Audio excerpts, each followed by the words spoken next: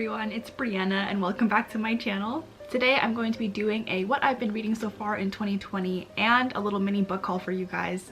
This content is a little bit different from what I normally do, but I've been trying to read a lot more this year. I've finally graduated college and that means I have a ton more time to finally read for fun. I feel like when I was in school, so much of my time was taken up reading for class and I lost the joy of just reading novels for fun and reading on my own time.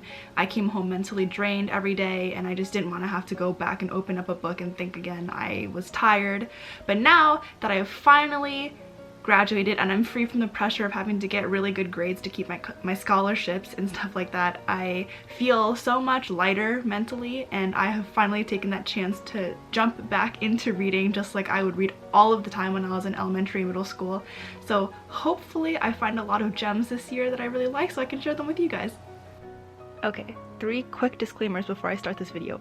1, I'm not wearing any makeup because I went to work today and I don't put on makeup to work because it's too much effort and I don't want to wake up early. 2, I'm not wearing my glasses because you can see the reflection of the viewfinder in my lenses and it annoyed me, so I took them off and now I can't see, so that's why I'm staring directly into the camera. 3, I just got surgery on my ear, which is why my ear is bandaged up, and that is what you see, the little white thing under my hair. I am okay. It is a bandage because my ear is bleeding because it's an open wound. Okay, on to the video for real. Alright, so the first novel that I read this year is called Crooked Kingdom by Leigh Bardugo. This is a young adult fantasy novel and I had posted the book review on my blog already, which I'll link below. This one I started reading in March of 2019 and then I put it down for I think about 8 months, picked it up again in November when I went to Vietnam, and then put it down again. At this point I had read like a quarter of the book, and then finally in January when I decided I was going to learn how to read again, I picked it up, finished it, loved it, as expected because I had read Six of Crows by Leigh Bardugo last year and I was obsessed with it. It's now one of my favorite books of all time, probably my favorite young adult fantasy. Maybe definitely my favorite young adult fantasy, and Crooked Kingdom is the sequel to Six of Crows and I love both of them very much. Highly recommended. The duology is about Kaz Brecker and his group of friends slash frenemies. All of them are basically criminals who are hired to perform this heist and break into the Ice Court, which is a really high security prison, to break out a prisoner. And the 6 of them band together and they go on this journey to complete this heist, and all of the characters are so interesting and the story is so rich and fun and exciting to follow. I feel like this is a great introduction book to anyone who hasn't read fantasy before. I think it's really accessible to a lot of audiences regardless of your age. The characters don't read as super teenagery, they don't do super cringy things that I know throws off a lot of adults who don't really want to venture back into the young adult genre after they've already grown up out of it. But for me, I think this is a really great book to kind of jump back into the swing of things if you haven't picked up fantasy before, or if you want to get back into fantasy again. I rated it really highly. I love the POV characters. One of my biggest qualms about shifting POV novels is that if there's multiple characters that I have to read from, I often don't like some of the characters, but in Six of Crows and Crooked Kingdom, I love all of the characters that we get to read from. I love hearing their perspective and finding how the story unravels with each of their chapters depending on what kind of knowledge that they know. So I highly recommend reading Crooked Kingdom and Six of Crows. It's just incredibly fun to see how all the friendships come together and these people from all different walks of life, all different backgrounds, all different histories, so many different personalities just come together to build a kind of makeshift family. Found families are kind of my favorite thing, and this book does it in such a not cliche way because all of them love each other so much and then say nothing, which is hilarious, right? But I feel like that's kind of relatable to a lot of us. So yeah, highly suggest Crooked Kingdom. A big favorite. Loved it. So the second book I read this year is called Star Wars Lost Stars by Claudia Gray. I'm actually no longer in possession of it because I had to return it to the library, but I'll go ahead and throw up a picture of what it looks like right here so you guys can see. The book is about Thane Kyrell and Sienna Rhee, who are 2 childhood friends who grow up with dreams to be Imperial pilots. They join the Imperial Academy together, and then once they graduate and become Imperial pilots, they have this great time together. They love doing their duty until one day Thane Kyrell finally sees the injustice and cruelty of the Empire and realizes he can no longer support them and live this lifestyle, so he deserts his position in the military and then he leaves to join the Rebel Alliance. The rest of the novel is about how he and his childhood best friend Sienna kind of navigate these new waters where they still love each other very much, but they are on opposite sides of the war and have very differing beliefs on where they stand. This book, definitely written for people who are already fans of Star Wars. It wastes no time with world building or telling you any facts about the universe. It assumes that you already have background knowledge because it jumps straight into the stories. And I did give it 3 out of 5 stars because I liked it. I wouldn't read it again per se because for me the romance aspect was not super interesting, but I wanted to check it out as a Star Wars novel. It was the first one that I read and I definitely want to check out more because as far as I know there's a ton out there, so it did keep me interested enough to want to check out more novels in the universe. The third novel I read this year is another one by Leigh Bardugo. This one I still have from the library. It is Ninth House, which is her first adult novel, and it came out last November, I believe. I was on hold for this one for a while, but I finally got my hands on it. This book is still fantasy, but adult fantasy, and it is about a character named Alex who has this special power that attracts the attention of some of Yale's old secret societies, and then she gets thrown into this world of magic, of fantasy, and she kind of just has to learn along the way how to navigate this new life at Yale University. And I don't know what else to say without spoiling the events of the book, but I recently finished this one. I feel a lot of things about it, and I'm not so sure. I definitely want to read the sequel if there is one, so it engaged me enough to care what happens next, but I think another reason I'm having trouble giving you guys a summary is because I don't even really know what happens in this novel. Honestly, the first 100 pages or so, I was extremely confused as to what was going on because it threw you into like a huge magic system that I had never heard before. I wasn't used to. It's not part of the Grishaverse, so this was all brand new to me. It was all about Yale secret societies that are all magical, and it doesn't give you the index that describes the magical societies until the very end of the book. So then you're just bombarded with all of these magical terms that you're not used to, and I and my sister who read it before me were both like, huh? For the first half of the book. And it was weird because there's not really events that happen in the first half. I feel like I couldn't even tell you what happened in most of this novel. There's like 3 big events that happen all towards the end of the book.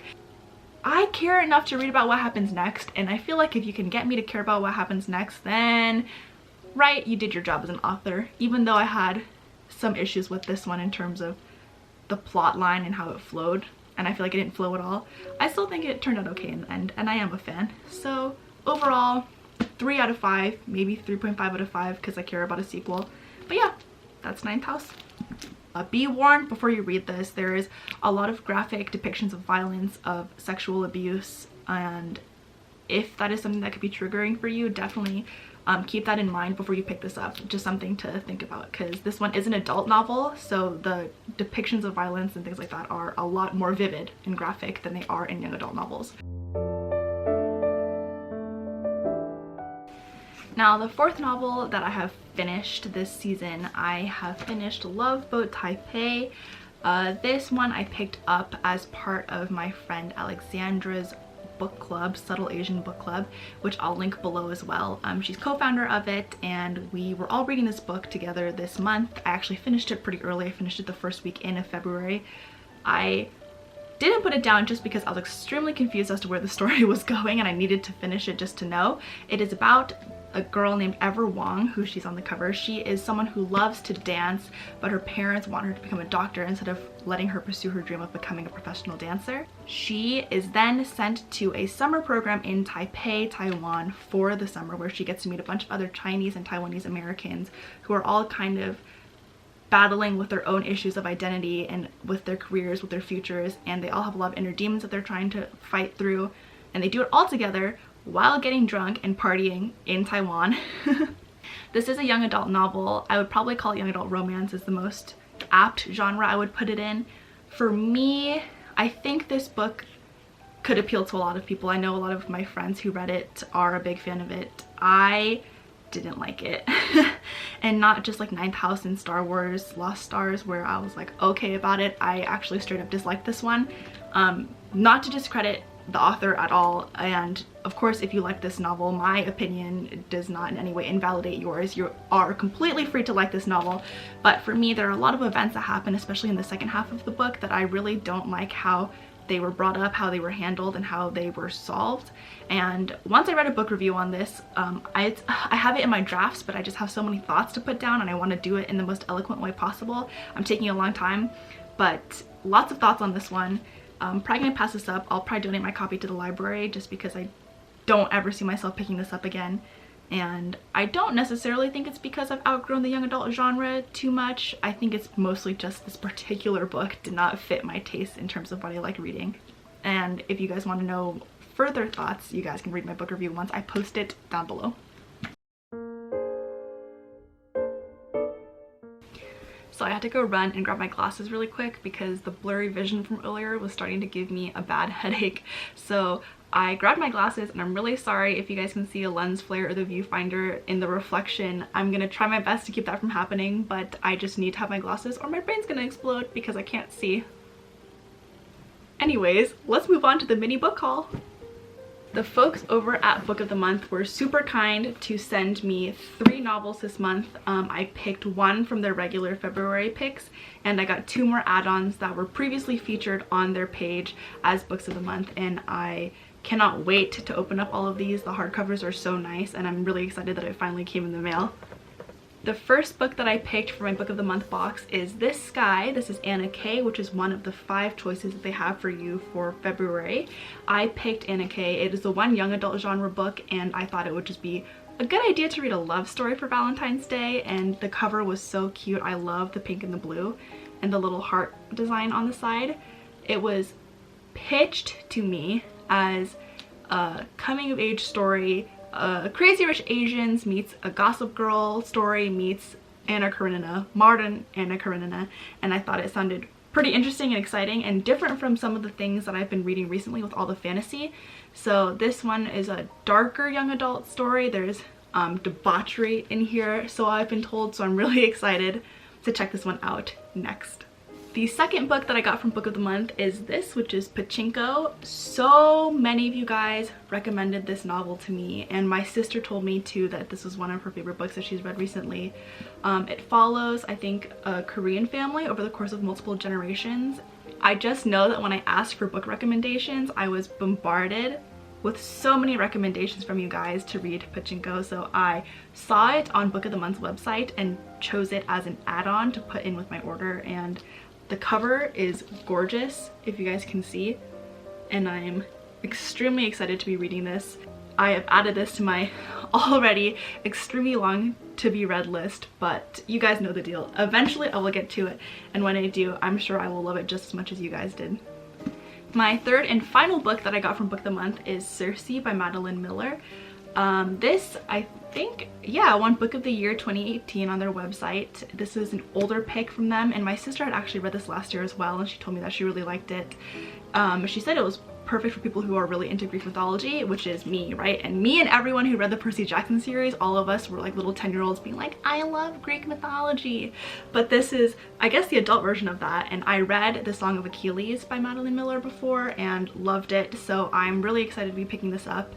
Again, I know virtually nothing about what kind of retelling this is of Circe's story, but I'm so into the idea of retelling of old mythology, so I can't wait to be reading this one as well. So these next couple books I got from Target, my local Target, and I think all Targets are doing a buy 2 get 1 free sale on all their books and their video games right now, actually. Unfortunately, I already bought all the video games that I like, so I didn't take them up on that deal with the buy 2 get 1 free, but I did purchase some books from my local Target. So the first one I got from Target is called Yes, No, Maybe So.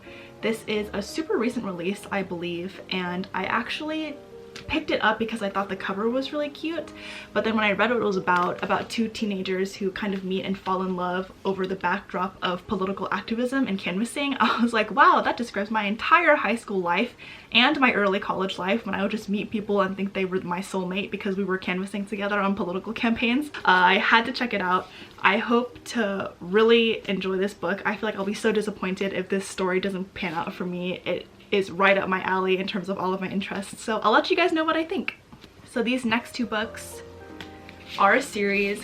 I was seriously debating whether or not I should get both of them, considering I haven't read the first one and I didn't want to buy both and maybe not like them, but hearing the rave reviews from everyone who's read these, I figured there's no way I could go wrong with them. I really like that it highlights magic systems from other places in the world. I feel like so many young adult fantasy novels and just fantasy novels in general are really European magic based, and this is, I believe, based on West African magic systems, and I like that the mainstream young adult fantasy genre is kind of opening up to more diverse voices, and it's something I definitely want to support, so I did pick these up. Incredibly excited to read these. Probably the most excited to read this series out of all the books that I picked up. There's so many things to read and I have so little time and my brain is so small, but I'm so excited to absorb all of this information. So I will let you guys know, as always, what I think of these once I finish. These are slightly bigger than the other books that I have, but I should be going through them pretty quickly. So we'll see. So that was all of the books that I have been reading so far this year and all of the books that I got to be reading next. I hope you guys enjoyed the video. Please let me know what you guys have been reading down below as well. I love getting new book recommendations. Please, if you could suggest me something besides young adult fantasy, that would be great, because I'm having such trouble breaking out of reading things in that genre. So if you have anything outside of that genre for me, please let me know. I'm begging you. Anyways, I'll see you guys again next time. Bye!